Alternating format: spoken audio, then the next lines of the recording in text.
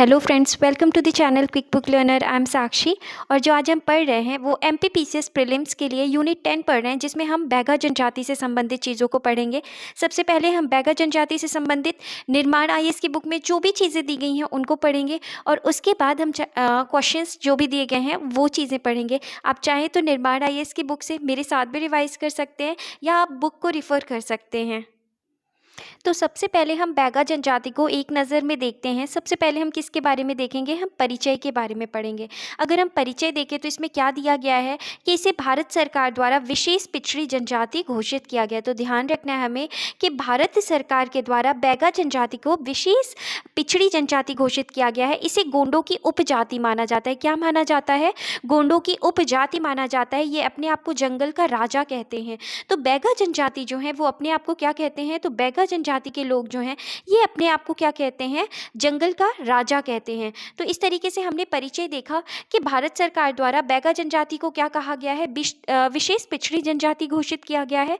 इसे गोंडों की उपजाति माना जाता है। यह अपने आप को जंगल का राजा कहते हैं। परिचय के बाद अब हम किसके बारे में देखते हैं? हम प्रजाति के बारे में देखते हैं। तो जैसा कि हमने सभी जनजातियों को देखा था, वो कौन सी प्रजाति की हैं? प्रोटो ऑस्ट्रेलाइड की हैं। तो बैगा जनजाति भी प्रोटो ऑस्ट्रेलाइड प्रजाति की है। और कौन से समुदाय से है? द्रविड़ समुदाय से है। उपनाम अगर हम बात करते हैं बैगा जनजाति में, तो बैरियर एल्विन के अनुसार जो बैगा जनजाति है उसको क्या कहा गया है? तो जादूगर, वैद्य और आदि स्वामी भी कहा गया है। तो हमें ध्यान रखना है कि आदि स्वामी किसे कहा गया है? आदि स्वामी बैगा जनजाति को कहा गया है। जादूगर और वैद्य, ये उपनाम दिए गए हैं बैगा जनजाति के लोगों को। किसके द्वारा? बैरियर एल्विन के द्वारा। और अन्य जो है, अन्य क्या उपनाम है बैगा जनजाति के? तो जंगल का राजा, धरती पुत्र, विछावर और प्रकृति पुत्र। तो हमने क्या देखा? बैगा जनजाति के उपनाम देखे, जादूगर, वैद्य, आदि स्वामी। और अन्य में अगर हम बात करें तो जंगल का राजा, धरती पुत्र, विछावर और प्रकृति पुत्र। इसके बाद हम बात करते हैं प्रजाति उपनाम के बाद हम किसके बारे में बात करते हैं? बैगा जनजाति की जनसंख्या के बारे में। लगभग 4.15 लाख राज्य की कुल अनुसूचित जनजाति संख्या का 2.71% है। तो लगभग 4.15 लाख क्या है? जनसंख्या है बैगा जनजाति की। और राज्य की कुल अनुसूचित जनजाति संख्या का 2.71% इनकी क्या है? जनसंख्या है। भौगोलिक विस्तार के बारे में अगर हम बात करें तो मध्य प्रदेश के पूर्वी सतपुड़ा, मतलब अगर हम बात करें मध्य प्रदेश के पूर्वी भाग में, पूर्वी सतपुड़ा के डिंडोरी, मंडला, बालाघाट, सीधी जिले में ये पाई जाती है।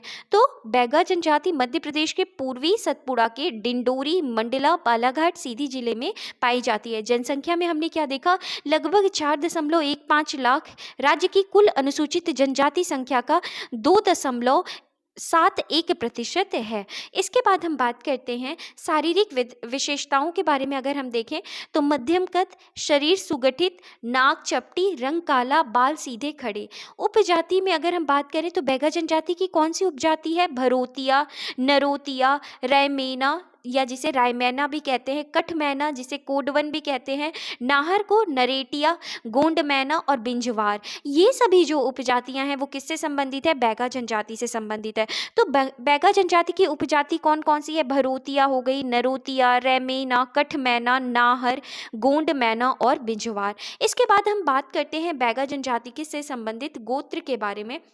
तो अगर हम गोत्र देखते हैं तो जात कर्म के आधार पर इनको क्या कहा जाता है? जो जात कर्म के आधार पर इनका गोत्र जो है वो हाड़ा और रठूड़िया होता है। तो जात कर्म के आधार पर इनका जो गोत्र है वो क्या होता है? हाड़ा और रठूड़िया। गुणों के आधार पर निधुनिया और निवास स्थान के आधार पर घंघरिया। तो हमें ध्यान रखना है कि जो बैगा जनजाति का गोत्र कौन सा है? तो हमने देखा हाड़ा और रठूड़िया, ये जात कर्म के आधार पर। निधुनिया गुणों के आधार पर, निवास स्थान के आधार पर क्या होता है? घंघरिया होता है। तो हमने क्या पढ़ा? गोत्र में हमने जात कर्म के आधार पर हाड़ा और रठूड़िया पढ़ा, गुणों के आधार पर निधुनिया पढ़ा, निवास स्थान के आधार पर हमने क्या देखा? घंघरिया देखा। इसके बाद अब हम बात करते हैं गांव या आवास के बारे में। तो इनके गांव को टोला या पूर्वा कहते हैं। तो इनके गांव को क्या कहा जाता है? बैगा जनजाति के गांव को क्या कहा जाता है? तो बैगा जनजाति के गांव को टोला या क्या कहा जाता है? पूर्वा कहते हैं। पूरा गांव एवं प्रत्येक घर खड़ी लकड़ियों के सुरक्षा घेरे से घिरा रहता है, जिसे क्या कहा जाता है, मेरो कहते हैं। तो हमें ध्यान रखना है कि इनके गांव को टोला या पूर्वा कहते हैं। पूरा गांव एक प्रत्येक घर खड़ी लकड़ियों के सुरक्षा में घिरा रहता है और जिसे क्या कहा जाता है, मेरो कहते हैं। तो मेरो का संबंध किससे है, तो मेरो का संबंध है कि प्रत्येक घर के चारों ओर क्या होता है, खड़ी लकड़ियों के सुरक्षा घेरे के अंदर क्या होता है, घर होता है और जिसे क्या कहा जाता है, मेरो कहते हैं। और जो इनके गांव को क्या कहा जाता है, तो इनके बैगा जनजाति के गांव को टोला या पूर्वा कहते हैं। इसके बाद हम इनके सामाजिक संगठन के बारे में देखते हैं। तो अगर हम इनके सामाजिक संगठन देखें तो पंचायत व्यवस्था होती है जिसमें 5 प्रकार के पंच होते हैं। सामाजिक संगठन में अगर हम देखें तो पंचायत व्यवस्था होती है जिसमें 5 प्रकार के क्या होते हैं, पंच होते हैं। पहला मुकद्दम गांव का मुखिया, दीवान मुकद्दम का सहायक होता है, समरथ सामाजिक कार्य व अतिथियों के आने पर राशन का प्रबंध करने वाले को क्या कहा जाता है, समरथ कहा जाता है। कोटवार कौन होता है, शासकीय सेवक होता है। दवार कौन होता है, गाँव का पंडा या पुरोहित होता है। तो हमने सामाजिक संगठन में क्या देखा कि पंचायतें जो होती हैं, पंचायत व्यवस्था होती है और पंचायतों में 5 प्रकार के क्या होते हैं, पंच होते हैं। पहला मुकद्दम जो कि गांव का मुखिया होता है, दीवान मुकद्दम का क्या होता है, सहायक होता है, समरथ सामाजिक कार्य व अतिथियों के आने पर राशन का प्रबंध करने वाले को क्या कहा जाता है, समरथ कहते हैं। कोटवार शासकीय सेवक होता है और दवार गांव का पंडा या क्या होता है, पुरोहित होता है। इसके बाद इनके भोजन के बारे में अगर हम बात करते हैं तो भोजन में अगर हम देखें तो बैगाओं का मुख्य भोजन पेज एक पेय पदार्थ है। तो बैगाओं का मुख्य भोजन पेज जो है वो क्या है, एक मुख्य पेय पदार्थ है जो कोदो कुटकी और मक्का से बनाया जाता है। तो बैगाओं का मुख्य भोजन जो है वो क्या है, पेय पदार्थ है जिसका नाम क्या होता है, पेज, और जो कोदो कुटकी और मक्का से क्या होता है, बनाया जाता है। बैगा जनजाति में समय के अनुसार भोजन किया जाता है। सुबह बासी, दोपहर में पेज और रात्रि में बियारी की जाती है। तो जैसे हम इंग्लिश में कहते हैं कि सुबह के भोजन को ब्रेकफास्ट, लंच, और इस तरीके से यहाँ पे बैगा जनजाति में सुबह के भोजन को बासी, दोपहर में पेज और रात्रि में क्या होती है, बियारी होती है। इसके बाद इनके वस्त्र एवं आभूषण के बारे में अगर हम देखें तो पुरुषों के वस्त्र को पटका या लंगोटी कहा जाता है। तो पुरुषों के वस्त्र को क्या कहा जाता है, पटका कहा जाता है। तो ध्यान रखना है, पटका का संबंध किससे है, वस्त्र से है। तो पुरुषों के वस्त्रों को पटका कहा जाता है। स्त्रियां कमर से घुटनों के ऊपर तक कपची नामक साड़ी लपेटती है। तो कपची का संबंध किससे है, साड़ी से है। तो हमने क्या देखा कि बैगा जनजातियों में पुरुषों के वस्त्रों को पटका कहा जाता है और स्त्रियों की साड़ी को क्या कहा जाता है, कपची कहा जाता है। स्त्रियां बैगा जनजाति में जो स्त्रियां होती हैं वो गले में क्या पहनती हैं, सुतिया एवं हवेल पहनती हैं। तो स्त्रियां गले में क्या पहनती हैं, सुतिया एवं हवेल। बाहों में क्या पहनती हैं, तो बाहों में हरैया पहनती हैं। बालों में कंदरी नामक आभूषण पहनती हैं। तो बालों में जो कंदरी नामक आभूषण कौन पहनती है, बैगा जनजाति। तो बैगा जनजाति में हमने पुरुषों के वस्त्रों को क्या देखा, पटका कहा जाता है। स्त्रियां कमर से घुटनों के ऊपर तक कपची नामक साड़ियों को क्या करती हैं, लपेटती हैं।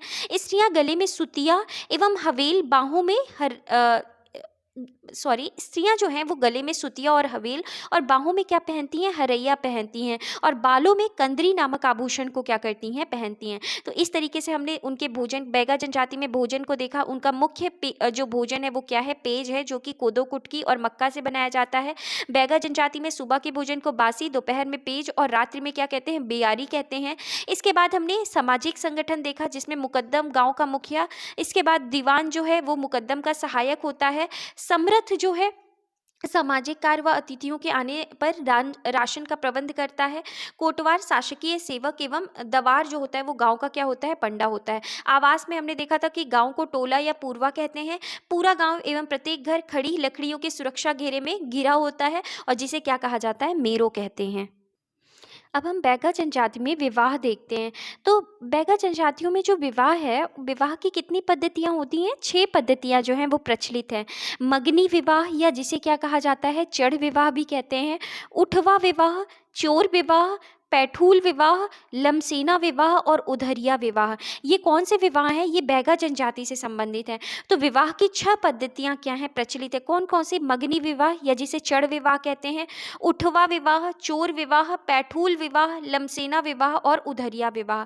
करस कौआ क्या है, ये एक विवाह संस्कार है। तो हमें ध्यान रखना है कि करस कौआ का संबंध किससे है, तो करस कौआ जो है ये क्या है, विवाह संस्कार है। तो हमने विवाह में कौन कौन सी 6 पद्धतियाँ देखी हैं बैगा जनजाति में। कौन सी? मगनी विवाह या चढ़ विवाह, उठवा विवाह, चोर विवाह, पैठूल विवाह, लमसेना विवाह और उधरिया विवाह। ध्यान रखना है हमें कि करस कौवा जो है ये क्या है? एक विवाह संस्कार है। इसके बाद अब हम बात करते हैं जन्म मृत्यु संस्कार के बारे में। जन्म मृत्यु संस्कार में अगर हम बात करें तो हम सबसे पहले किसको पढ़ते हैं? सुनमाई को। सुनमाई क्या होता है? गांव या घर की स्थायी सियानी औरत जो बच्चा जनाने का कार्य करती हैं। तो सुनमाई क्या होता है? सुनमाई संस्कार जो है जन्म संस्कार से संबंधित है। बैगा जनजाति में सुनमाई संस्कार जो है वो कौन से संस्कार से संबंधित है? जन्म संस्कार से। गांव या घर की सियानी औरत जो बच्चा जनाने का क्या करती हैं? कार्य करती हैं, उन्हें क्या कहा जाता है? सुनमाई कहा जाता है। इसके बाद झालर, पिता द्वारा शिशु के बाल काटना। पिता द्वारा शिशु के बाल काटने को क्या कहा जाता है? झालर कहा जाता है। इसके बाद सामरा प्रथा, आत्मा की मुक्ति के लिए। तो सामरा प्रथा का संबंध किससे है? मृत्यु संस्कार है। सामरा प्रथा जो है ये बैगा जनजातियों में संबंधित है। किस लिए होती है ये प्रथा? आत्मा की मुक्ति के लिए। इसके बाद नहावल प्रथा, मृतक के अंतिम संस्कार में अनिवार्य रूप से नगाड़ा बजाना ही क्या कहलाता है? नहावल प्रथा। तो हमने कौन सी प्रथाएं देखी? सुनमाई, जिसमें जो गांव की या घर की सियानी औरत होती है बच्चा को जनाने का कार्य करती है। झालर, पिता द्वारा शिशु के बाल काटना क्या कहलाता है? झालर। सामरा प्रथा आत्मा की मुक्ति के लिए होता है। और नहावल प्रथा जो है मृतक के अंतिम संस्कार में अनिवार्य रूप से नगाड़ा बजाना। इसके बाद अब हम बात करते हैं पर्व, उत्सव और त्योहार से संबंधित। तो बैगा जनजातियों में जो हम प्रमुख पर्व देखते हैं वो कौन से हैं? रतौना, विदरी, नवा फसल और शेरता। हमें याद रखना है कि रतौना, विदरी, नवा फसल, शेरता का संबंध कौन सी जनजाति से है? ये प्रमुख पर्व हैं और इनका संबंध बैगा जनजाति से है। देवी देवताओं में अगर हम प्रमुख देवता देखें, ठाकुर देव, बूढ़ा देव, दूल्हा देव, बघेश्वर देव, नारायण देव और नाग देव। प्रमुख देवी कौन है? खैर माई, बंजारिन माई, रात्रि देवी। ये क्या हैं? ये प्रमुख देवी हैं। इसके बाद अगर हम देखें नृत्य, तो कर्मा, बिलमा, दादरिया, सैला, सुआ, झटपट, झरपट, रीना, भड़ौनी, फाग। ये जो है ये बैगा जनजाति में क्या है? प्रमुख नृत्य हैं। कर्मा, बिलमा, दादरिया, सैला, सुआ, झरपट, रीना, बड़ौनी, फाग। ये जो है ये क्या है? प्रमुख नृत्य हैं। तो हमने बैगा जनजाति में प्रमुख नृत्य देखे हैं, कर्मा नृत्य, बिलमा नृत्य, दादरिया नृत्य, सैला नृत्य, सुआ नृत्य, झरपट नृत्य, रीना नृत्य, भड़ौनी नृत्य और फाग नृत्य। आर्थिक जीवन के बारे में हम इनके देखते हैं। तो ये लोग जो हैं ये झूम खेती करते हैं जिसे बैवार या कोलू कहते हैं। तो ध्यान रखना है कि जो बैगा जनजाति के लोग हैं ये क्या करते हैं? झूम खेती करते हैं। और बैगा जनजाति द्वारा जो झूम खेती करी जाती है उसे क्या कहा जाता है? बैबार कहा जाता है, या तो क्या कहा जाता है? कोलू कहा जाता है। पोंडा या पौधा कृषि क्या हुआ है? बैलों को मांग कर कृषि करना। तो पोंडा कृषि या पौधा कृषि किसे कहते हैं? बैलों को मांग कर के कृषि करने को क्या कहा जाता है? पोंडा कृषि या पौधा कृषि। तो ये अपने आप में इंपॉर्टेंट है। तो ध्यान रखना है हमें कि पोंडा जो है ये कृषि है, ये किसके द्वारा की जाती है? तो बैगा जनजाति के द्वारा की जाती है। और बैगा जनजाति द्वारा झूम खेती होती है जिसे बैबार या क्या कहा जाता है? कोलू कहा जाता है। इसके बाद बैगा जनजातियों की हम भाषा एवं बोली को अगर देखें तो इनके द्वारा बोली जाने वाली भाषा छत्तीसगढ़ी का क्या है? विकृत रूप है। तो बैगा जनजाति के द्वारा बोली जाने वाली भाषा जो है वो छत्तीसगढ़ी का क्या है? विकृत रूप है। इसके बाद इनकी भित्ति चित्र देखें तो बैगा नया मकान बनाते समय दीवारों पर मिट्टी में नोहडोरा बनाते हैं। तो नोहडोरा जो है ये किससे संबंधित है? तो ये जो है बैगा जनजाति से है। तो यहाँ पर बैगा जो है नया मकान बनाते समय दीवारों पर क्या बनाते हैं? मिट्टी में, दीवारों पर मिट्टी में नोहडोरा बनाते हैं। तो नोहडोरा को हमने गोंड जनजाति में भी पढ़ा था और ये बैगा जनजाति से भी संबंधित है। तो बैगा जो है वो नया मकान बनाते समय दीवारों पर मिट्टी में क्या बनाते हैं? नोहडोरा बनाते हैं, एक डिजाइन बनाते हैं। इसके बाद हम बात करते हैं प्रमुख व्यक्तित्व के बारे में। बैगा जनजाति से जुड़े प्रमुख व्यक्तित्व के बारे में अगर हम देखें तो सबसे पहले हम बात करते हैं किसके बारे में? अर्जुन सिंह धुर्वे के बारे में। किसके बारे में? अर्जुन सिंह धुर्वे, जो कि डिंडोरी जिले के बैगा नृत्य कलाकार हैं। अर्जुन सिंह धुर्वे डिंडोरी जिले के बैगा नृत्य कलाकार हैं और 2022 में इन्हें पद्मश्री से क्या किया गया है? सम्मानित किया गया है। तो हमने बैगा जनजाति में प्रमुख जो व्यक्तित्व देखे उनमें सबसे पहले किसको देखा? अर्जुन सिंह धुर्वे को, जो कि डिंडोरी जिले से हैं, बैगा नृत्य कलाकार है और 2022 में इन्हें क्या दिया गया है? पद्मश्री से सम्मानित किया गया है। जोधैया बाई बैगा के बारे में अगर हम देखें तो ये जो हैं जोधैया बाई जो बैगा जनजाति से संबंधित हैं, उमरिया जिले की प्रसिद्ध बैगा चित्रकार है। तो ध्यान रखना है, ये नृत्य कलाकार थे अर्जुन सिंह धुर्वे, और जोधैया बाई जो है ये क्या है? बैगा चित्रकार हैं, और 2023 में इन्हें पद्मश्री से क्या किया गया है? सम्मानित किया गया है। तो हमने दो प्रमुख व्यक्तित्व को देखा, अर्जुन सिंह धुर्वे जो कि बैगा नृत्य कलाकार हैं, जोधैया बाई बैगा जो कि प्रसिद्ध बैगा चित्रकार हैं। इसके बाद अब हम परिचय, उत्पत्ति एवं जनसंख्या के बारे में देखते हैं। तो बैगा द्रविड़ समुदाय की जनजाति है जो प्रोटो ऑस्ट्रेलाइड प्रजाति का प्रतिनिधित्व करती है। तो ऑलरेडी हमने एक नज़र में परिचय देखी थी, उत्पत्ति और जनसंख्या भी देखा था। अब हम इसे डिटेल में पढ़ते हैं कि बैगा जो है ये द्रविड़ समुदाय की क्या है? जनजाति है जो प्रोटो ऑस्ट्रेलाइड प्रजाति का क्या करती है? प्रतिनिधित्व करती है। बैगा जनजाति अपने आप को जंगल का राजा या प्रकृति पुत्र कहते हैं। तो बैगा जनजाति के लोग स्वयं को क्या कहते हैं? जंगल का राजा या क्या कहते हैं? प्रकृति पुत्र कहते हैं। बैगा जनजाति के लोग द्रविड़ समुदाय की जनजाति है जो प्रोटो ऑस्ट्रेलाइड प्रजाति का क्या करती है? प्रतिनिधित्व करती है। बैगा परंपरा के अनुसार सृष्टि के निर्माता ठाकुर देव हैं। तो बैगा परंपरा के अनुसार सृष्टि के निर्माता कौन है? ठाकुर देव हैं। इस जनजाति पर लिखी गई पुस्तक द बैगा की रचयिता बैरियर एल्विन है। इसमें बैगाओं को जादूगर या वैद्य एवं आदि स्वामी, या जिसे इंग्लिश में क्या कहा जाता है? एबओरिजिनल्स कहा गया है। तो ध्यान रखना है हमें कि बुक लिखी गई है, बैगाओं पर एक नई पुस्तक लिखी गई है जो कौन सी है? द बैगा, और इसकी रचयिता बैरियर एल्विन है, और इसमें बैगाओं को जादूगर या वैद्य एवं आदि स्वामी कहा गया है, जिसे इंग्लिश में एब ओरिजिनल्स कहते हैं। इसके बाद बैगा को भारत सरकार ने पिछड़ी जनजाति माना है। ऑलरेडी हमने पढ़ा था कि बैगा को भारत सरकार ने कौन सी जनजाति माना है? पिछड़ी, विशेष पिछड़ी जनजाति माना है। मध्य प्रदेश के दक्षिण क्षेत्र में, ध्यान रखना है, बैगा सर्वाधिक महत्वपूर्ण जनजाति है। तो मध्य प्रदेश के दक्षिण क्षेत्र में बैगा सर्वाधिक महत्वपूर्ण जनजाति है। यह गोंडों की ही एक उपजाति मानी जाती है। तो गोंडों की ही क्या मानी जाती है? एक बैगा जनजाति जो है ये गोंडों की ही एक उपजाति मानी जाती है, और मध्य प्रदेश के दक्षिण क्षेत्र में बैगा सर्वाधिक महत्वपूर्ण जनजाति है। इसके बाद हम बात करें तो बैगा शब्द का शाब्दिक अर्थ होता है। बैगा शब्द का शाब्दिक अर्थ क्या होता है? तो बैगा शब्द का शाब्दिक अर्थ जो होता है वो होता है पुरोहित, इसलिए इनको पंडा या विवात भी कहा जाता है। तो हमने क्या देखा? हमने पढ़ा कि बैगा शब्द का शाब्दिक अर्थ पुरोहित होता है, इसलिए इनको पंडा या क्या कहा जाता है? पंडा या विवात भी कहा जाता है। तो पंडा एवं विवात किसे कहा जाता है? बैगा जनजाति को कहा जाता है। और बैगा का शाब्दिक अर्थ क्या होता है? तो ध्यान रखना है हमें, क्या होता है? पुरोहित होता है। इसके बाद बैगा ग्राम पुरोहित होने के साथ साथ चिकित्सक भी होते हैं। तो बैगा जनजाति के लोग जो हैं वो ग्राम पुरोहित के होने के साथ साथ चिकित्सक भी होते हैं। इन्हें धरती पुत्र या बिझावर कहकर भी संबोधित किया जाता है। तो धरती पुत्र या बिझावर किसे कहा जाता है? बैगा जनजाति के लोगों को ग्राम पुरोहित होने के साथ साथ ये चिकित्सक भी होते हैं, और बैगा जनजाति के लोगों को धरती पुत्र के साथ साथ बिझावर भी कहकर बुलाया जाता है। इसके बाद हम बैगा जनजाति की उत्पत्ति से संबंधित चीज़ों को पढ़ते हैं, जिसमें लिखा हुआ है कि रसेल और हीरा लाल के अनुसार भगवान ने नाग बैगा तथा नागी बैगिन को बनाया। इनकी दो संतानें हुई, पहली बैगा तथा दूसरी गोंड। तो रसेल और हीरा लाल के अनुसार क्या है कि भगवान ने नाग बैगा और नागी बैगिन को बनाया, और नाग बैगा और नागी बैगिन की क्या हुई? दो संतानें हुई। पहली जो थी वो कौन थी? बैगा, और दूसरी जो है वो कौन है? गोंड। आगे चलकर मनुष्य जाति की उत्पत्ति एक युगल से हुई।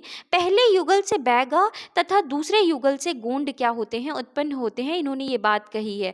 इसके बाद किंवदंती के अनुसार मतलब किसी के अनुसार नागा बैगा ने कौवा कुंवर को धरती ढूंढने भेजा था, इसलिए बैगा लोग कौवे का विशेष सम्मान करते हैं।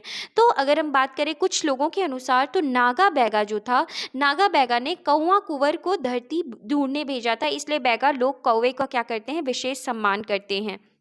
नागा बैगा ने पृथ्वी को बनाया, इसलिए वह भूमिक कहलाए। तो ध्यान रखना है हमें कि नागा बैगा जो थे उन्होंने पृथ्वी को बनाया, इसलिए बैगाओं को क्या कहा जाता है, भूमिक कहलाया। पृथ्वी उसकी बेटी है, अतः बैगा पृथ्वी पर हल नहीं चलाते। तो हमें ध्यान रखना है कि बैगा जनजाति के लोग जो हैं वो पृथ्वी पर हल नहीं चलाते। क्यों? क्योंकि वो पृथ्वी को अपनी बेटी मानते हैं। देवार या देवारिन बैगाओं के सम्मान सूचक शब्द हैं। देवार या देवारिन जो हैं ये सम्मान सूचक शब्द हैं। कौन सी जनजाति के? बैगा जनजाति के सम्मान सूचक शब्द हैं। कौन से? देवार और देवारिन। रसेल तथा हीरालाल ने बैगाओं को बंगाल व बिहार की भूमिया जनजाति की शाखा मानी है। तो रसेल और हीरालाल के अनुसार बैगाओं को उन्होंने क्या माना है? भूमिया जनजाति की शाखा मानी है। कहाँ भूमिया? कौन सी? बंगाल और बिहार की भूमिया जनजाति की क्या मानी है? शाखा मानी है। कौन सी जनजाति को? बैगाओं को। अब हम बैगा जनजाति में सबसे पहले जनसंख्या देखते हैं। जनगणना 2011 के अनुसार मध्य प्रदेश में बैगा जनजाति की जनसंख्या 4.15 लाख है, जो राज्य की कुल अनुसूचित जनजाति संख्या का 2.71% है। बैगा जनजाति की सबसे ज़्यादा जनसंख्या मंडला जिले में है। तो हमें ध्यान रखना है कि जनगणना 2011 के अनुसार मध्य प्रदेश में बैगा जनजाति की जनसंख्या कितनी है? 4.1 लाख है, जो राज्य की कुल अनुसूचित जनजाति संख्या का कितना है?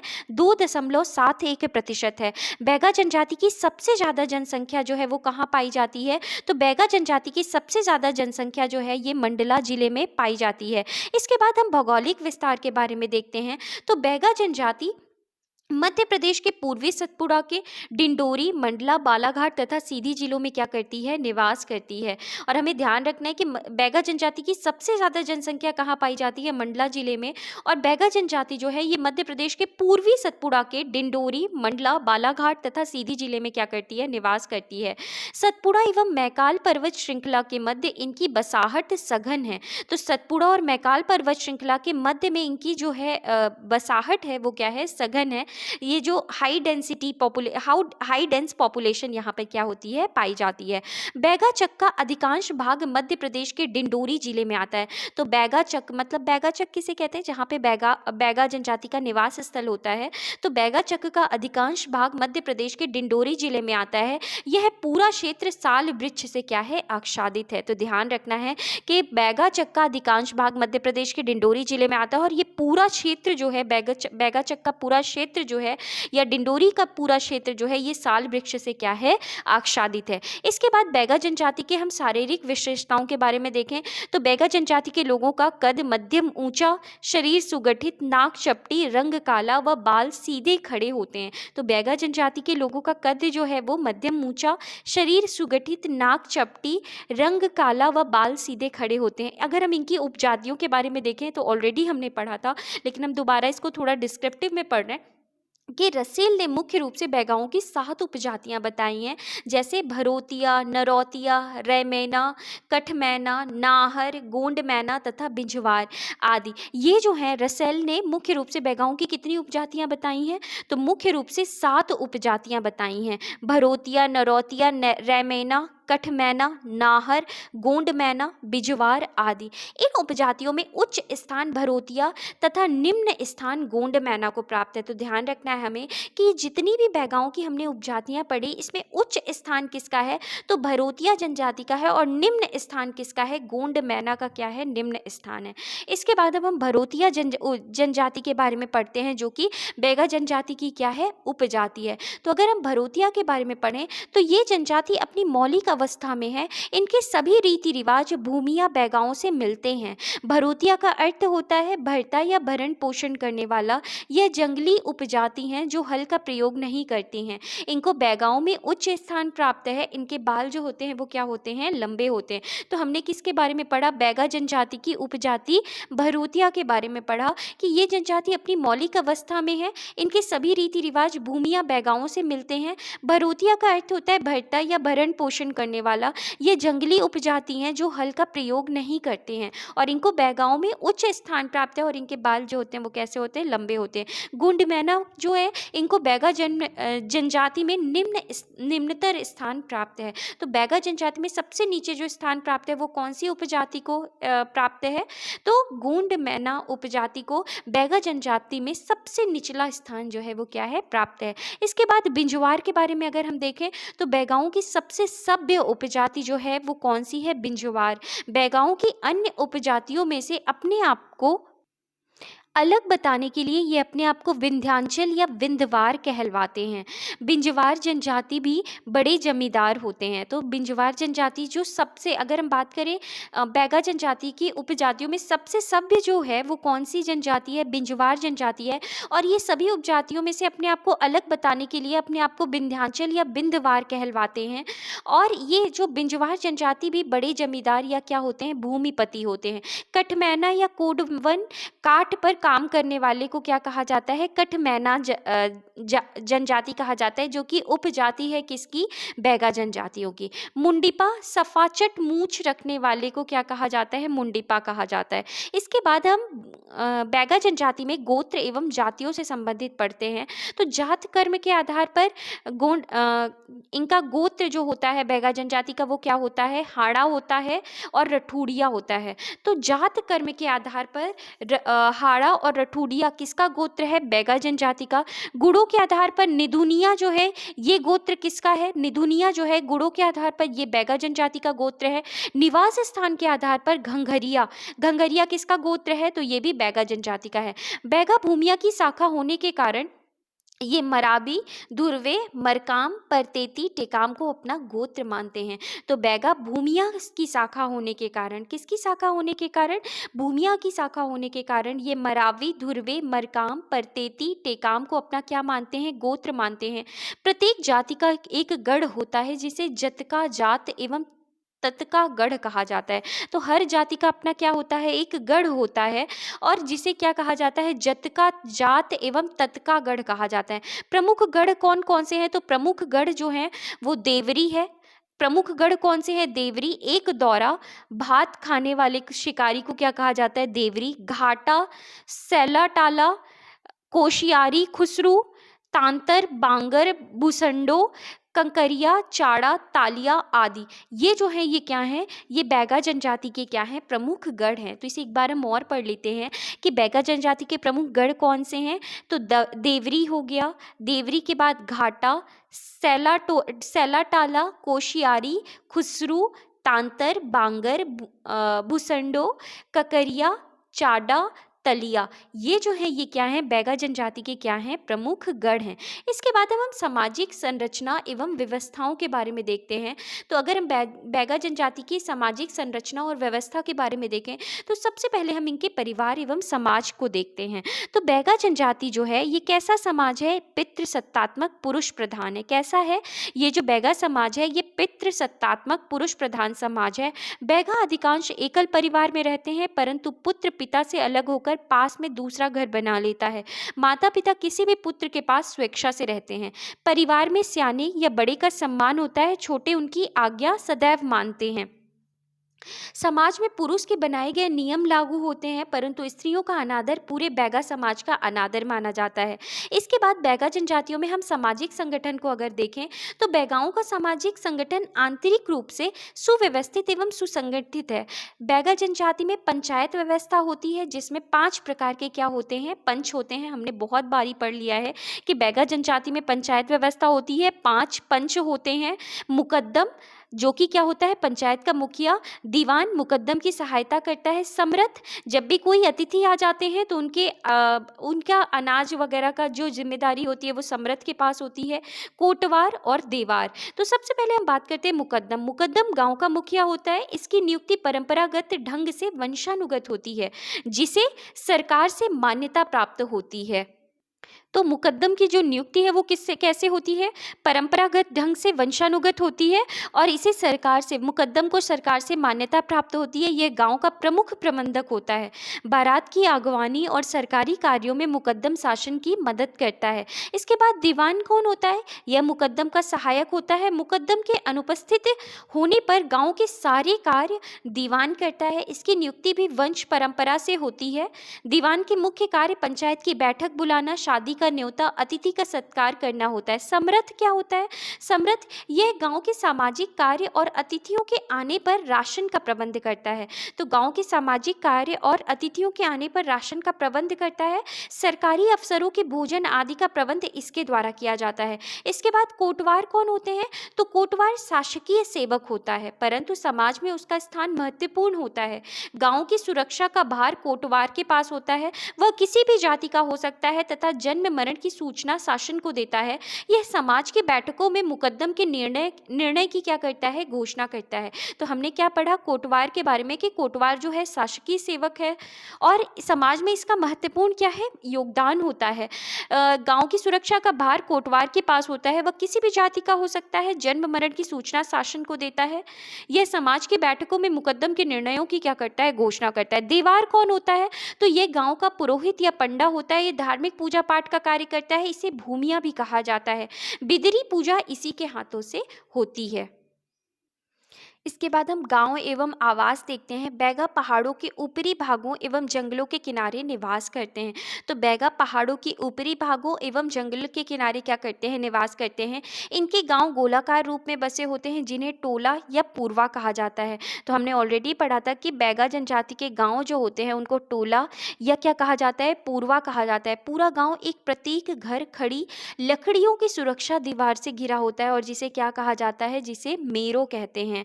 बैगाओं के यहाँ उठने बैठने के लिए एक मकान होता है जिसे क्या कहा जाता है? बंगला कहा जाता है। घर के सामने पशुओं को बांधने की सार तथा मुर्गी का क्या होता है? बाड़ा होता है। इसके बाद इनके वस्त्र एवं आभूषण के बारे में देखें तो पुरुष धोती, कमीज, बंडी एवं पगड़ी पहनते हैं तथा हाथों में कड़ा, कानों में बालियां भी धारण करते हैं। पुरुष महिलाओं के समान बड़े बाल रखते हैं लेकिन दाढ़ी मूछ कम रखते हैं। तो पुरुष जो हैं वो महिलाओं के समान बड़े बाल रखते हैं बैगा जनजाति में, लेकिन दाढ़ी मूछ कम रखते हैं। पुरुषों के वस्त्र पटका कहा जाता है। तो हमने पढ़ा है कि बैगा जनजाति में जो पुरुषों का वस्त्र है वो क्या कहा जाता है? पटका, या जिसे लंगोटी भी कहते हैं। स्त्रियां कमर से घुटनों के ऊपर तक कपची नामक साड़ी लपेटती हैं। तो जो बैगा जनजातियों में जो औरतें जो या स्त्रियां जो हैं वो जो साड़ी लपेटती हैं उसे क्या कहा जाता है? कपची कहा जाता है। इसके बाद गले में सुतिया एवं हवेल और बाहों में हरैया नामक आभूषण पहनती हैं। तो गले में सुतिया एवं हवेल तथा बाहों में क्या पहनती हैं? हरैया नामक आभूषण को क्या करती हैं? ग्रहण करती हैं।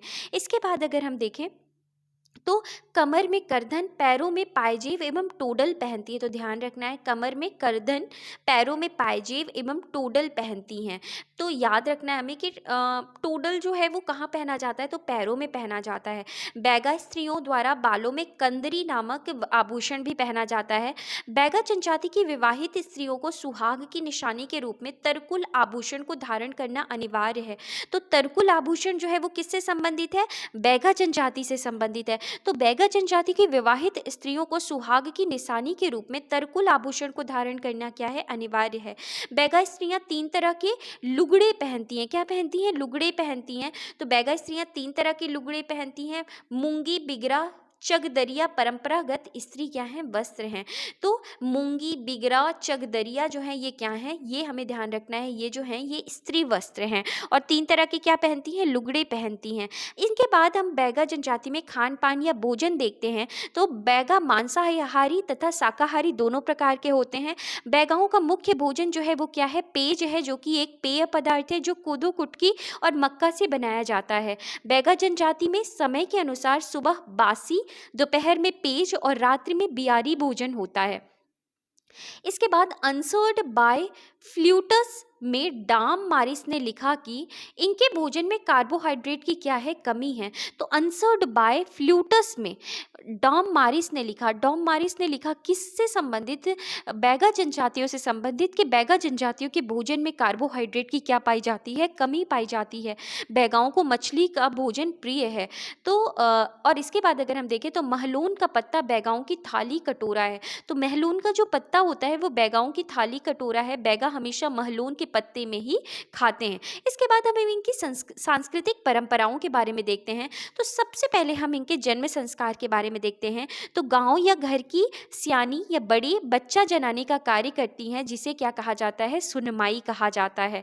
शिशु का पिता शिशु के सिर के बाल काटता है, जिसे क्या कहते हैं? झालर कहते हैं। बच्चे के गृह प्रवेश पर घर मालिक 1 या 2 पीपा मंड बुलवाता है। तो बच्चे के गृह प्रवेश पर घर का जो मालिक होता है वो 1 या 2 पीपा मंड बुलाता है। मंड मतलब महुआ से बनी शुद्ध दारू को क्या करता है? बुलवाता है। जन्म के समय शिशु का सभी प्रकार का धान मिलाकर रखते हैं, जिसे बर्रादाना कहा जाता है। तो जन्म के समय शिशु का सभी प्रकार का धान मिलाकर रखते हैं, जिसे क्या कहा जाता है? जिसे बर्रादाना कहते हैं। अब हम बात करते हैं विवाह एवं विवाह प्रथाओं के बारे में। तो बैगा में बहुपत्नी रखने की प्रथा है। बैगाओं में एक ही जाति में विवाह वर्जित है, किंतु विवाह में एक गोत्र हो सकता है। तो एक ही जाति में विवाह क्या है? वर्जित है, किंतु विवाह में एक गोत्र हो सकता है। बैगा जनजाति के युवा विवाह के समय दूल्हे के रूप में हाथी पर बैठना पसंद करते हैं। तो बैगा जनजाति के युवा विवाह के समय दूल्हे के रूप में हाथी पर बैठना क्या करते हैं? पसंद करते हैं। वर्तमान समय में हाथी की उपलब्धता न होने पर वह चारपाई का बनावटी हाथी बनाकर उस पर बैठकर क्या कर लेते हैं? संतोष कर लेते हैं। तो हाथी पर विवाह के समय हाथी पर बैठना कौन सी जनजाति को पसंद है? बैगा जनजाति को पसंद है। बैगा जनजाति के संदर्भ में करस कौआ, हमने पढ़ा था करस कौआ विवाह से संबंधित क्या है? संस्कार है। तो बैगा जनजाति के संदर्भ में करस कौआ की स्थापना विवाह संस्कार में की जाती है। बैगा जनजाति में विवाह की 6 पद्धतियां जो हैं वो प्रचलित हैं। पहला जो विवाह है वो कौन सा है? मगनी विवाह या चढ़ विवाह है। ये क्या होता है? तो इसमें लड़के का पिता लड़की के घर जाता है और घर के आंगन में बैठकर लड़की से स्वीकृति पूछता है। इसमें बिल्मा और दादरिया गीत का क्या होता है? गायन होता है। तो ध्यान रखना है हमें, बिल्मा और दादरिया गीत का जो गायन है वो कौन से विवाह में होता है? मगनी विवाह या चढ़ विवाह में। और यह विवाह किससे संबंधित है? बैगा जनजातियों से संबंधित है। तथा कर्मा एवं परधानी नृत्य किए जाते हैं। तो बिल्मा और दादरिया गीत और उसके साथ कर्मा और परधानी नृत्य किए जाते हैं। और मंगलवार की सुबह मागर माटी की प्रथा होती है, जिसे माटी खनौनी कहते हैं। तो ये क्या है? मगनी विवाह है, जिसमें लड़के का पिता लड़की के घर जाता है। लड़के का पिता जो है वो लड़की के घर जाएगा और लड़की के आंगन में बैठकर लड़की की स्वीकृति लेता है। और इसी विवाह को क्या कहा जाता है? मगनी विवाह कहते हैं या चढ़ विवाह कहते हैं। और इस विवाह में बिल्मा और दादरिया गीत गाए जाते हैं और कर्मा परधानी नृत्य होता है। इसके बाद हम बात करते हैं उठवा विवाह। इस विवाह में वधू पक्ष के सारे लोग सम्मिलित होते हैं तथा इस विवाह का पूरा खर्च वर पक्ष उठाता है। तो उठवा विवाह में क्या होता है कि इस विवाह में पूरा खर्च जो है जो किसकी ओर से उठाया जाता है? वर पक्ष की ओर से उठाया जाता है। चोर विवाह, लड़का लड़की राजी बाजी से भाग जाते हैं, तो इसी को क्या कहा जाता है? चोर विवाह कहा जाता है। पैठूल विवाह, कुंवारी लड़की की जब अपनी इच्छा से स्वयं लड़के के घर में घुस जाती, कुंवारी लड़की जब अपनी इच्छा से स्वयं लड़के के घर में घुस जाती है, उसे क्या कहा जाता है? पैठूल विवाह कहा जाता है। लमसेना विवाह, जब लड़की का पिता विवाह करने में असमर्थ हो तो लड़का पिता की मर्जी से लड़की के घर रहने चला जाता है और लड़की के पिता की सेवा करता है। तो जब लड़के का पिता विवाह करने में क्या होता है? असमर्थ होता है, तो लड़का पिता की मर्जी से लड़की के घर चला जाता है और लड़की के पिता की क्या करता है? सेवा करता है। और ऐसे विवाह को क्या कहा जाता है? लमसेना विवाह कहा जाता है। पैठुल विवाह क्या होता है? कुंवारी लड़की जब अपनी इच्छा से स्वयं लड़के के घर में घुस जाती है, उसे पैठुल विवाह कहते हैं। कौन सी जनजाति में प्रचलित है? बैगा जनजाति में। लमसेना विवाह किससे संबंधित है? बैगा जनजाति से। उधरिया विवाह क्या होता है? तो बैगा जनजाति में दोनों पक्षों के माता पिता की स्वीकृति न होने पर परिचित रिश्तेदार की मदद से नव युवक युवती द्वारा विवाह करना उधरिया विवाह कहलाता है। तो बैगा जनजाति में दोनों पक्षों के माता पिता की स्वीकृति न होने पर परिचित रिश्तेदार की मदद से नव युवक युवती द्वारा विवाह करना क्या कहलाता है? उधरिया विवाह कहलाता है। अब हम बैगा जनजाति में मृत्यु संस्कार को देखते हैं। तो बैगाओं में शव को दफनाने एवं जलाने दोनों की प्रथाएं प्रचलित हैं, किंतु बीमार व्यक्ति की मृत्यु होने पर उसे दफनाया जाता है। मांदी क्या होता है? पंचों की बैठक में मृत्यु क्रिया संस्कार का फैसला किया जाता है। तो मांदी जो होती है, ये पंचों की बैठक होती है, इसे मांदी कहते हैं। मांदी में मृत्यु क्रिया संस्कार का फैसला किया जाता है कि मतलब मृत्यु क्रिया संस्कार जो है वो कैसे होगी, ये मांदी में क्या होता है, फैसला किया जाता है। घर मालिक द्वारा क्रियाकर्म के बाद मंद होता है, जिसे उठियार सुठियार की शराब कहा जाता है। तो घर मालिक द्वारा क्रियाकर्म के बाद मंद होता है, जिसे क्या कहा जाता है, उठियार सुठियार की शराब कहा जाता है। सामरा प्रथा क्या है? तो आत्मा की मुक्ति हेतु मरने वाले व्यक्ति के मुंह में सोने चांदी का सिक्का दही लगाकर रखा जाता है और इसी को क्या कहा जाता है, सामरा प्रथा कहा जाता है। और नहावल प्रथा, मृतक के अंतिम क्रियाकर्म में अनिवार्य रूप से नगाड़ा बजाना जो है वो नहावल प्रथा कहला जाता है। तो हमें ध्यान रखना है, मांदी, उठियार सुठियार, सामरा प्रथा और नहावल प्रथा, ये सभी प्रथा जो है ये मृत्यु संस्कार हैं जो कि बैगा जनजाति से संबंधित हैं। इसके बाद बैगा जनजाति में हम प्रमुख पर्व, उत्सव या त्योहार देखते हैं।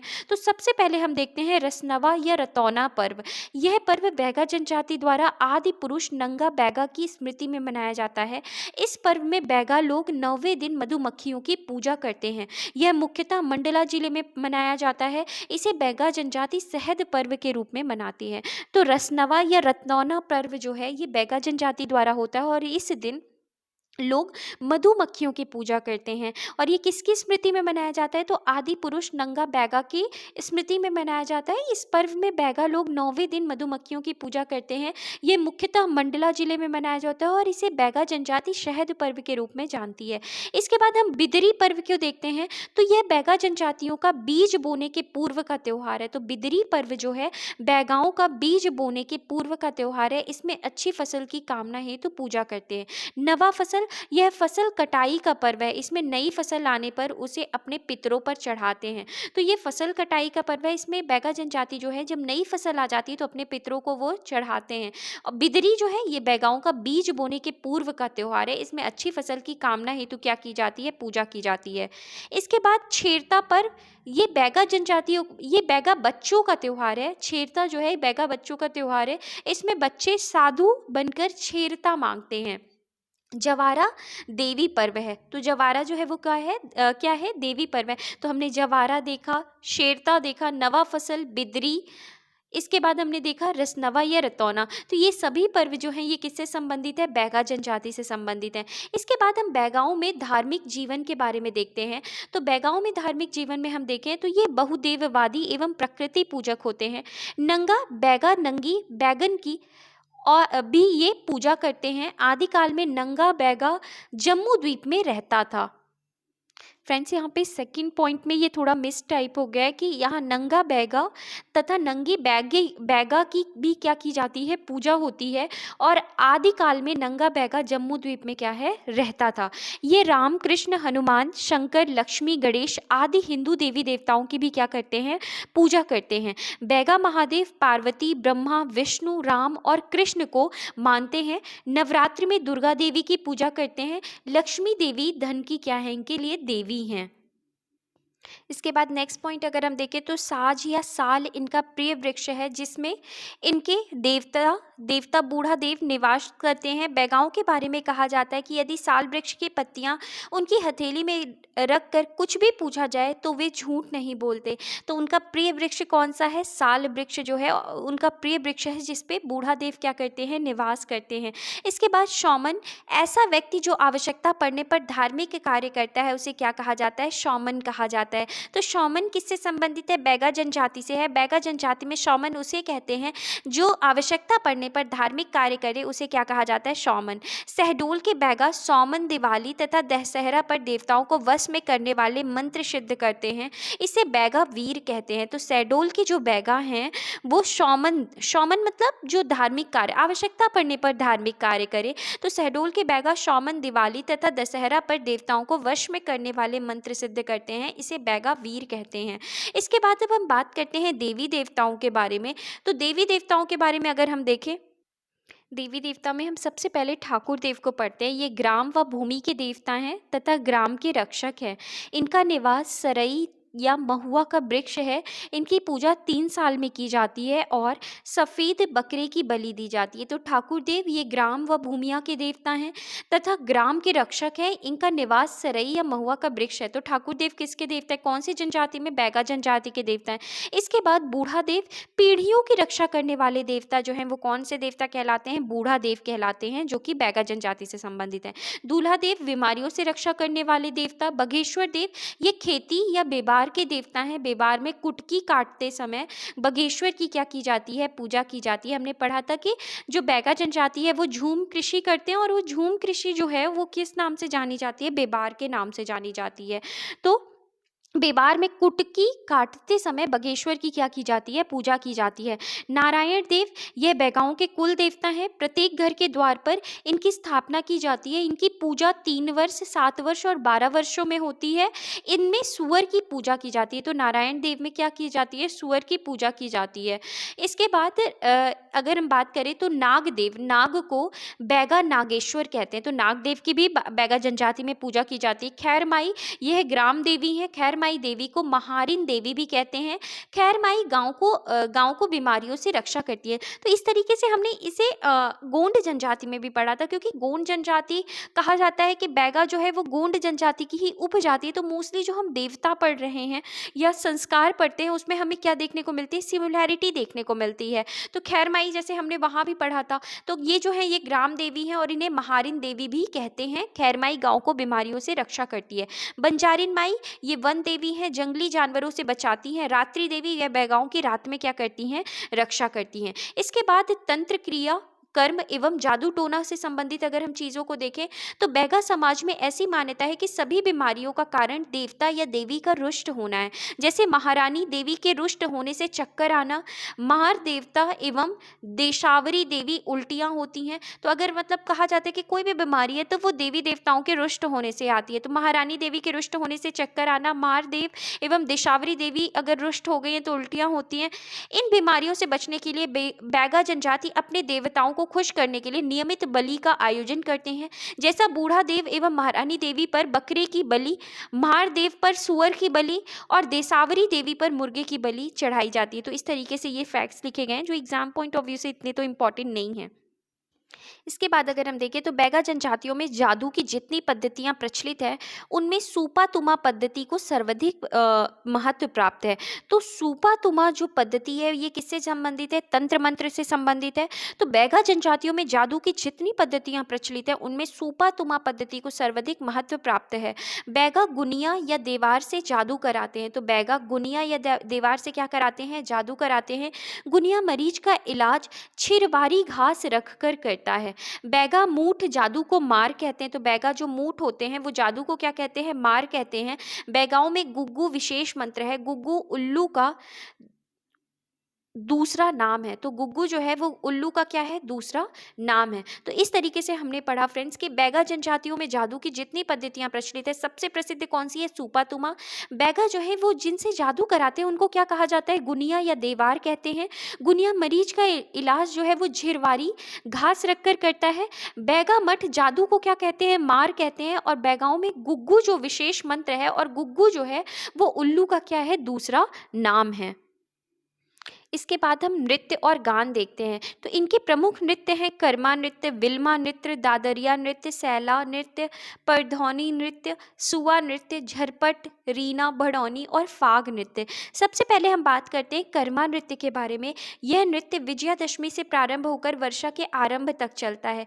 इसमें मांदर की थाप पर नृत्य होता है। तो कर्मा नृत्य में मांदर की थाप पर क्या किया जाता है? नृत्य किया जाता है। पैरों की गति के आधार पर 4 प्रकार का होता है: कर्मा खरी, कर्मा खाप, कर्मा झुलनी और कर्मा लहकी। तो हमें ये पता होना चाहिए कि कर्मा नृत्य के 4 जो ये प्रकार हैं ये कौन कौन से हैं? कर्मा खरी, कर्मा खाप, कर्मा झुलनी और कर्मा लहकी। झरपट यह कर्मा नृत्य का ही एक क्या है, अंग है, जो स्त्री और पुरुष द्वारा अलग अलग पंक्तियों में आमने सामने खड़े होकर किया जाता है और उसी को क्या कहा जाता है, झरपट नृत्य। तो झरपट नृत्य कर्मा नृत्य का ही एक क्या है, अंग है, जो स्त्री और पुरुष द्वारा अलग अलग पंक्तियों में आमने सामने खड़े होकर किया जाता है। रीना नृत्य स्त्री प्रधान नृत्य है। तो ध्यान रखना है हमें कि जो रीना नृत्य है वो क्या है, स्त्री प्रधान नृत्य है, जो पंक्तिबद्ध आमने सामने घेरे में मांदर और टिमकी की थाप पर किया जाता है। तो रीना नृत्य जो है ये मांदर और टिमकी की थाप पर किया जाता है। सैला नृत्य चांदनी रात में किया जाता है। इसे युवक युवतियां आदि देव को प्रसन्न करने के लिए करते हैं। बिल्मा नृत्य गांव से बारात विदाई के समय किया जाता है। तो बारात विदाई के समय कौन सा नृत्य किया जाता है, बिल्मा नृत्य। परधौनी नृत्य बैगा जनजाति में विवाह के अवसर पर बारात की आगवानी के स्वागत में बैगा महिलाओं के द्वारा परधौनी नृत्य किया जाता है।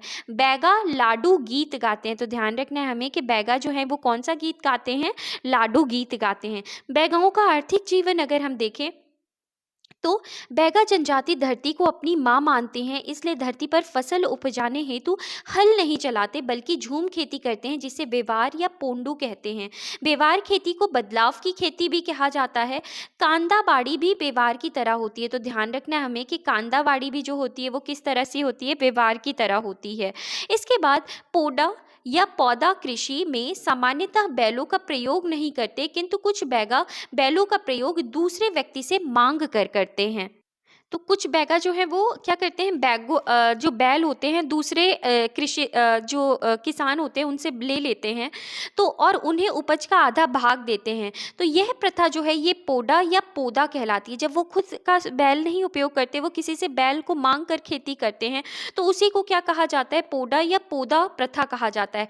मंडला जिले के बैगाचक क्षेत्र में अधिकांश आदिवासी गुनेरी घास के छोटे छोटे छल्ले गुथ कर चैन के समान सुंदर मालाएं महिलाओं के द्वारा बनाई जाती हैं।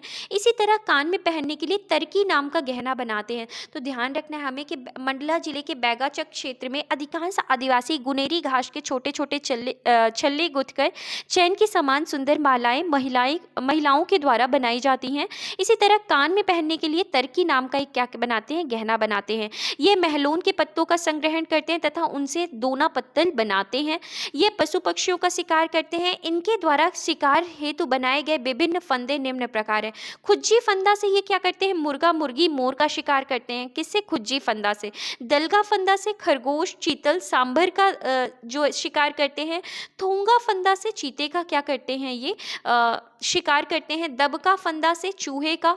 सूरी फंदा से शेर फंसाने का काम करते हैं। चेप फंदा से पक्षियों को। मलंदा से पक्षियों का शिकार करने के लिए बनाया गया विशेष प्रकार का फंदा जो है वो क्या कहा जाता है, मलंदा। तो ये इनके कुछ फंदे होते हैं, जैसे खुज्जी जो है मुर्गी या मुर्गे मोर से। दलगा खरगोश चीतल सांबर। थोंगा जो है वो चीता से। दबका फंदा चूहे के लिए। सूरी फंदा शेर को फंसाने के लिए। चेप फंदा पक्षियों के लिए। और मलंदा जो है ये पक्षियों के शिकार करने के लिए बनाया गया विशेष प्रकार का क्या है, फंदा है। इसके बाद अगर हम बैगा जनजातियों की भाषा बोली को देखें तो बैगाओं द्वारा प्रयुक्त बोली छत्तीसगढ़ी का विकृत रूप है। इनमें गोंडी शब्दों का क्या है, मिश्रण है। तो बैगाओं द्वारा प्रयुक्त बोली छत्तीसगढ़ी का क्या है, विकृत रूप है। इसमें गोंडी शब्दों का क्या देखने को मिलता है, मिश्रण देखने को मिलता है।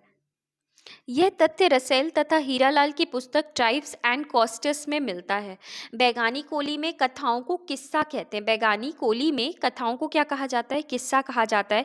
इसके बाद बैगा जनजाति में के हम साहित्य एवं वाचिक परंपराओं के बारे में देखते हैं। कला और वाचिक परंपरा में भी बैगाओं की कल्पनाशीलता का सर्वश्रेष्ठ उदाहरण मौजूद है।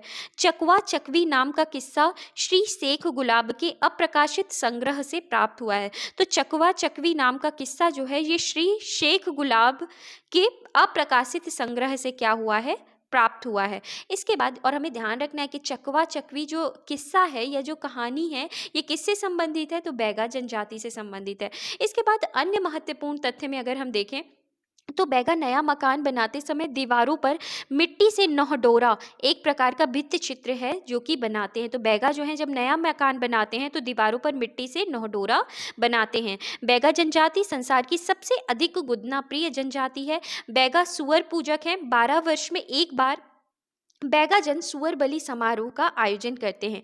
कुकड़ा पाट खेल लड़के और लड़कियां दोनों मिलकर खेलते हैं। तो कुकड़ा पाट किसका खेल है? बैगाजन जाति का, जिसमें लड़के लड़कियां दोनों मिलकर खेलते हैं। अर्जुन सिंह दुर्वे बैगाजन जाति के नृत्य कलाकार हैं। इनका संबंध डिंडोरी जिले से है। इनको वर्ष 2022 में पद्मश्री से सम्मानित किया गया है। जोधैया बाई बैगाजन जाति की चित्रकार हैं। इनका संबंध उमरिया जिले से है। इनको वर्ष 2023 में पद्मश्री से क्या किया गया है? सम्मानित किया गया है।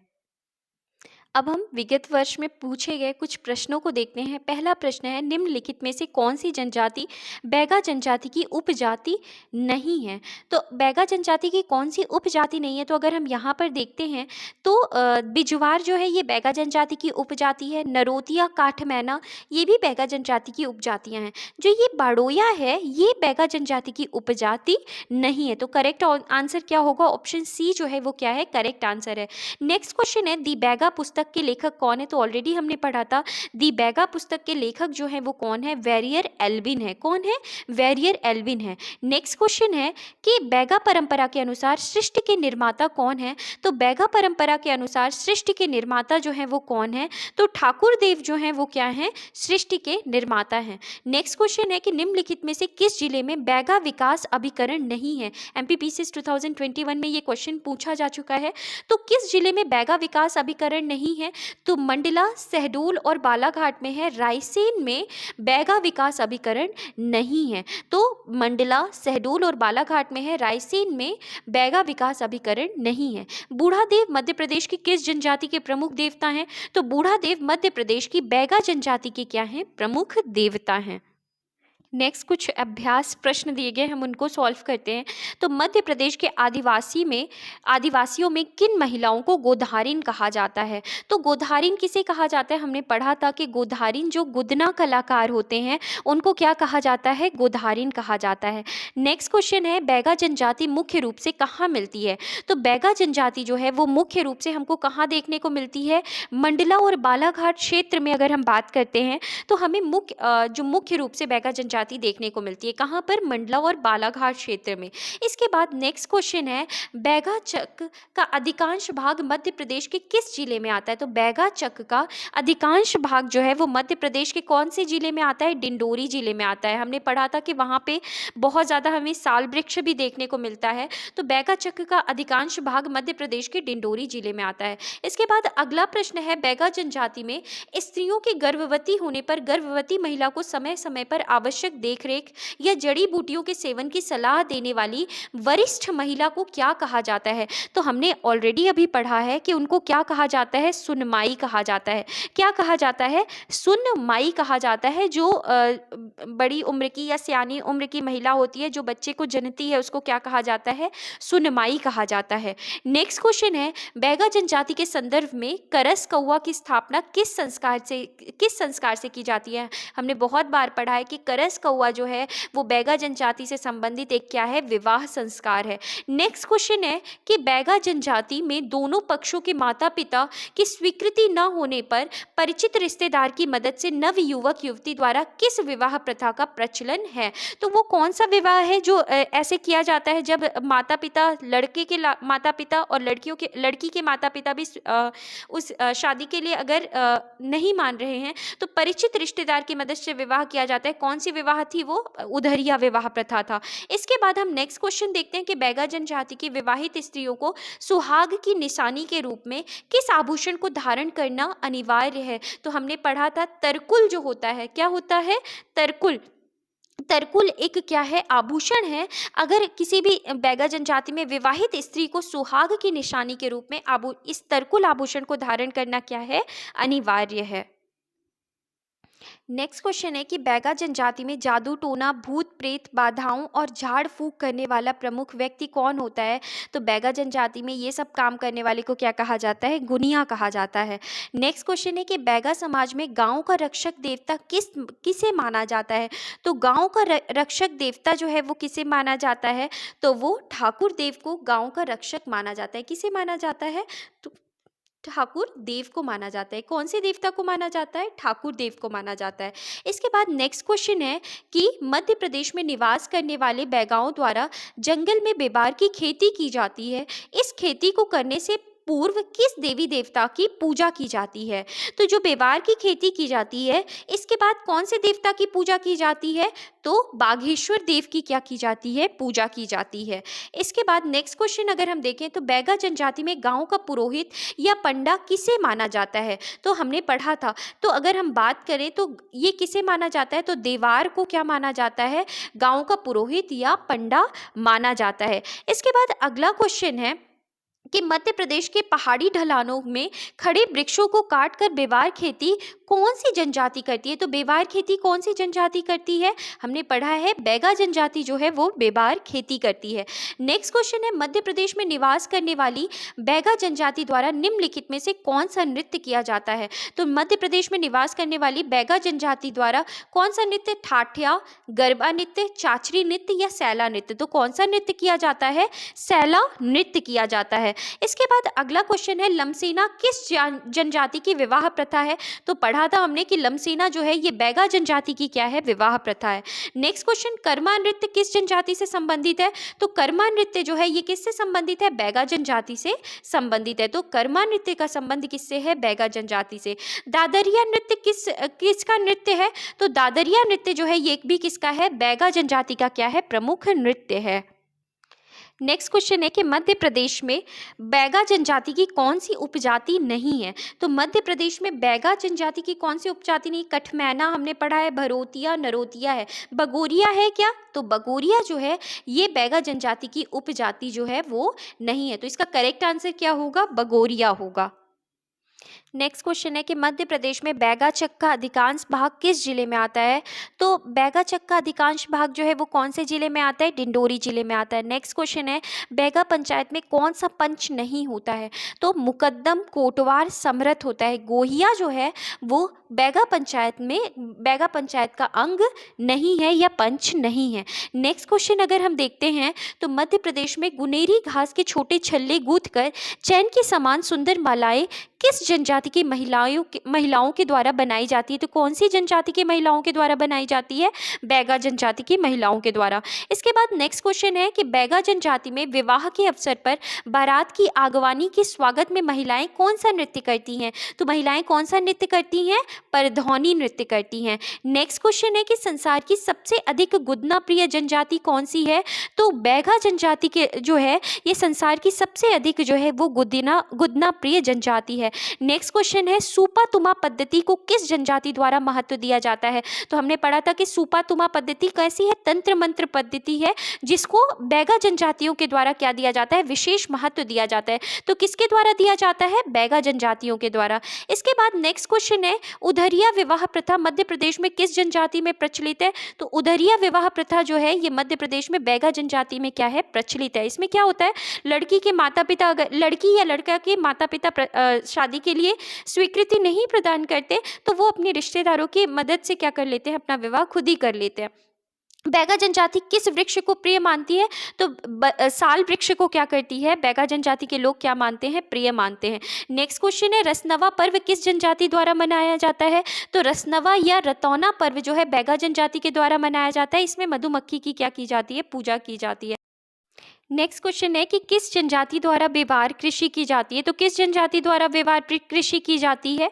तो बैगा जनजाति के द्वारा बेवार कृषि की जाती है। अगला क्वेश्चन है बैगा जनजातियों में पंचों की बैठक को क्या कहते हैं? तो बैगा जनजाति में पंचों की बैठक को क्या कहा जाता है? तो पंचों की बैठक को क्या कहा जाता है? मांदी कहते हैं। पंचों की बैठक को क्या कहा जाता है? मांदी कहते हैं। नेक्स्ट क्वेश्चन है कि निम्नलिखित में से बैगा जनजाति की उपजातियां हैं निधुनिया, हाड़ा, रिठूडिया, घंघरिया। ये हमने गोत्र में पढ़ा था। तो हमने देखा था कि निधुनिया, रठूडिया, हाड़ा, घंघरिया ये सभी क्या हैं? बैगा जनजाति के गोत्र हैं या उपजातियां हैं। तो इसका करेक्ट आंसर क्या होगा? डी ऑप्शन, मतलब चारों ही अपने आप में क्या हैं? बिल्कुल सही हैं। अगला क्वेश्चन है बैगा जनजाति की महिलाएं कौन सा परंपरागत वस्त्र नहीं पहनती हैं? तो अंगरखा, बिगरा, मूंगी, चकदरिया। तो हमने क्या पढ़ा था? हमने मूंगी को भी देखा था, हमने चकदरिया को देखा था। हमने बिगरा को देखा था, लेकिन हमने अंग रखा नहीं पढ़ा था।